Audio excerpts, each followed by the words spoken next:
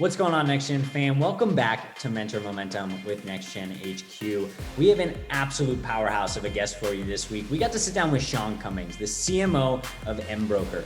We dive into so much in this episode, from the importance of being able to measure what's valuable and understanding that just because you can measure something doesn't mean that it's actually important.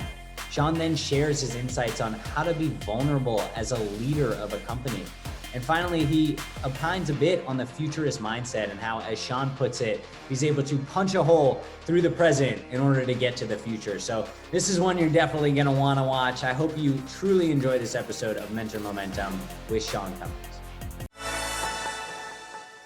We get so many questions from our online group here at Next Gen about growth marketing. A huge thread and trend amongst this is kind of the paid marketing space. And obviously we, audience of entrepreneurs, they're always thinking about how they can grow their business with paid ads. So as a growth marketing guru, how do you view paid advertising as a strategy, and which platforms are you thinking about in your day-to-day? Paid advertising is crucial to any platform. I could yada on that forever. But one of the key things is you really have to have it as part of your overall go-to-market. But for me, I'll just take paid as you asked it. In paid advertising, there are things that matter and things that don't matter. Google matters, bottom of the funnel. It is the cheapest place for almost any business on the planet from a paid search standpoint to get your customers. That's the check. That's the easy check mark. Unfortunately, in a lot of companies, the person who's running the Google paid ads gets credit for actually getting customers in. All they're doing is just being there when customers have already raised their hand and say, I want this thing. And so that's very, very different. It's demand fulfillment. You're fulfilling on the demand someone has, okay? So Google's the definite check mark right off the bat. But don't overly give credit to the work the Google person is doing to drive anything for the business. Yeah. Now, the other platforms in order are Facebook, LinkedIn, Twitter. Almost everything else on the planet can be ignored. Wow. And here's the reasons why. There are a ton of places that do banner advertising all over the place. They'll pay for banner ads wherever they are. But the reality is that there is so much fraud in what I call the unlogged in space. The reason why I said Facebook, LinkedIn, Twitter is those are logged in platforms. I know you exist in the real world for the most part. There's a lot of spam accounts, but still, for the most part, I know you are a user that has these demographics who I'm targeting. The other huge advantage of those particular platforms is I can upload lists of my target audience. So I'm not relying on their algorithms. I'm saying I want to reach these people. So as far as paid advertising, I don't care if you're a mom and pop or a $100 million company, account-based marketing and list building and targeting lists is what you should be doing in paid advertising. You are just literally saying, these are my customers. These are the people I want to put it in front of. The other aspect of that is that you have to consider is retargeting. Is the only aspect that I say you can do unlogged in because you've already identified the people. So ad roll is the last sort of chink in the armor there, which means people have already come to your site and therefore I know they've raised their hand by coming here. I'm just gonna try and kick them over the fence. Yeah. And that's the digital part of it. There is the anti-digital part, I call it, which is direct mail, which sounds like an ancient medium, but there's places like Pebble Post, which does the same thing that AdRoll does, but does it with direct mail. So in other words, if you come to Embroker's site and you don't enter a thing, Pebble Post will find about 60% of the people in the real world and then mail them a 5x7 postcard about our business, depending on the pages that you're on.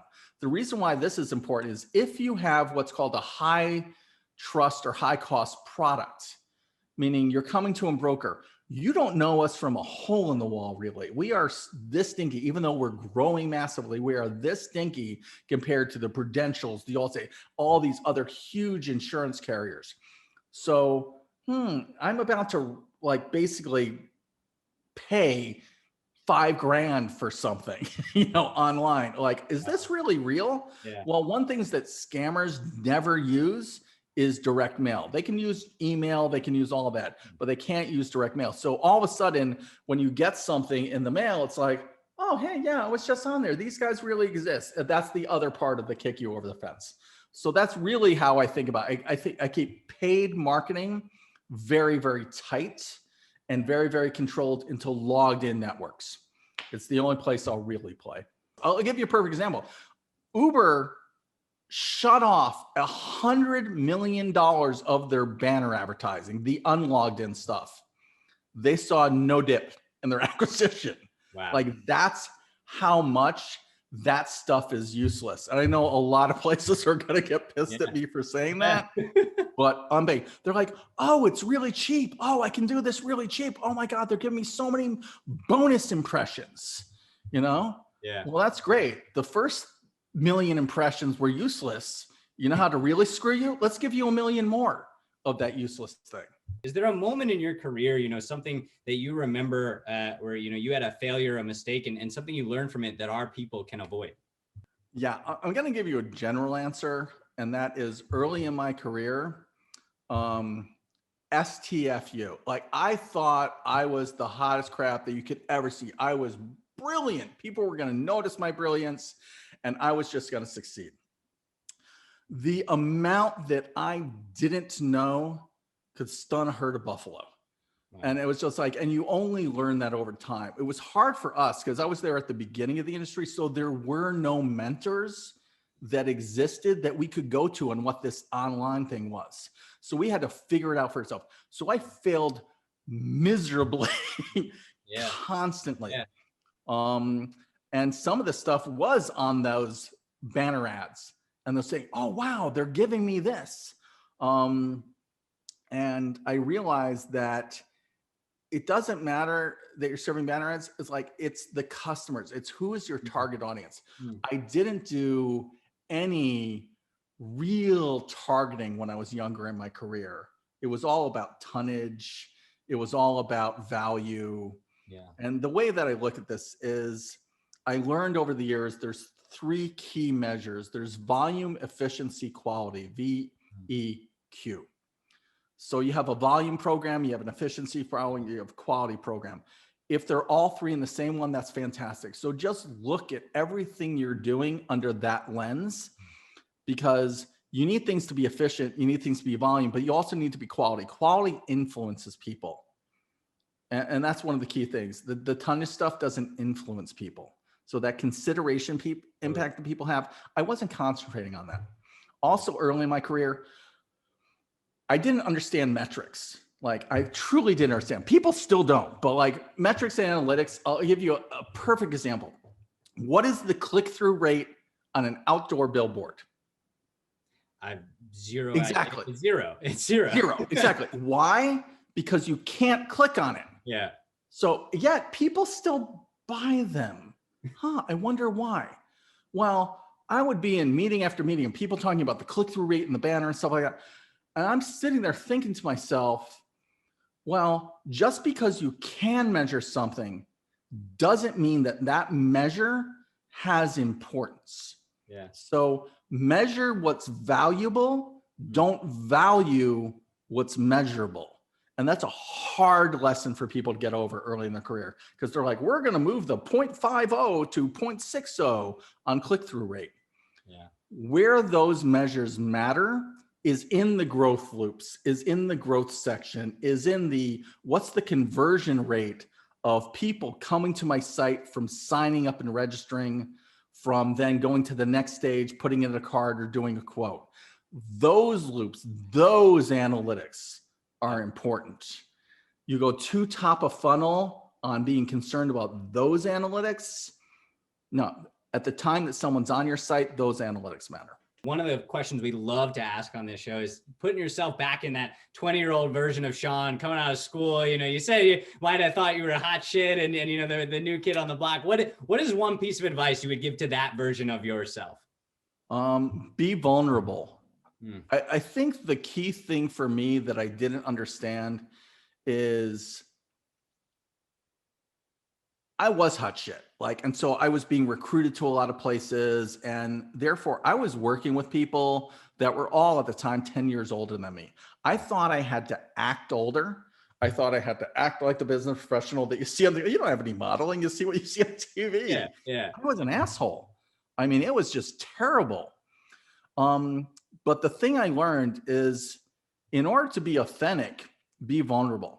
Because the thing is, if you're vulnerable and you basically say, hey, I'm not good at this, or I'm good at that over there, what's happening in that moment is that fear is not entering the picture.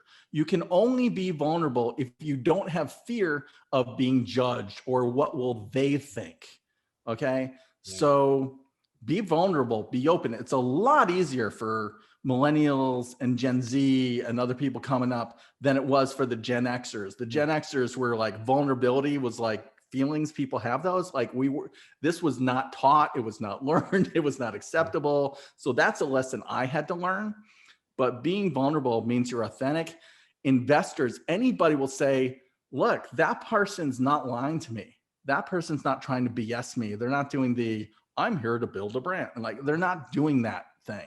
What they are is they're saying, look, here's the things I'm not good at. These are the things I need help with.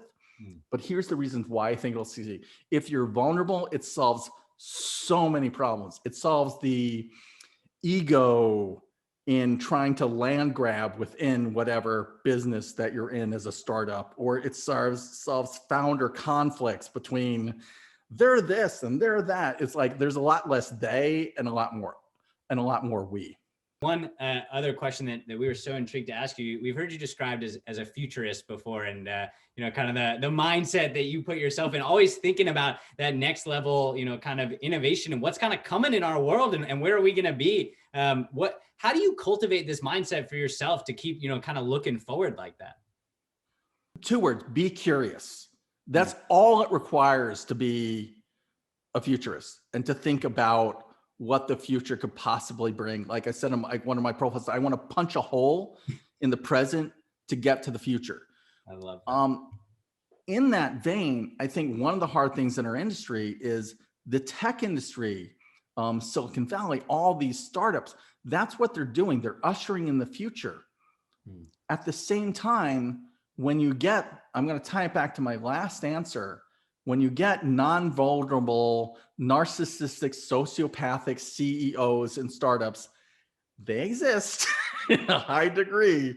What happens is you get a perception among other people, among the industry, of all the problems in tech, and not all the ways that tech is really helping people's lives. And it is enormously. People concentrate on the social aspect of social media or the hate or the division of things like that. But to be a futurist, you literally have to not get bogged down in that and realize that as a society, if we keep pushing this technology forward, people live in fear. I always hear about the fear of job loss and, oh my God, so-and-so is coming to take our jobs. Oh no, it's the robots. And pretty much it's the robots coming to take your jobs in most automation. But what they don't realize is something like 40% of all jobs that exist right now literally didn't exist 10 years ago. So it's there's this fear of losing something. In order to be a futurist, you literally have to not have that fear. And it's going to be okay for you to step off into something new, to step off into a new role. Because if you keep learning about that and being curious, it will just appear, oh, I'm good at this, or I'm not good at that. It's if you want to run the same day over and over and over again, that's your choice. You're probably not a futurist. That was Mentor Momentum, sharing life and business lessons from incredible leaders. Looking for more momentum? Subscribe to our weekly Momentum newsletter at nextgenhq.com and check out our other podcast, Momentum Audio, on any of your favorite podcast channels. Now that's momentum.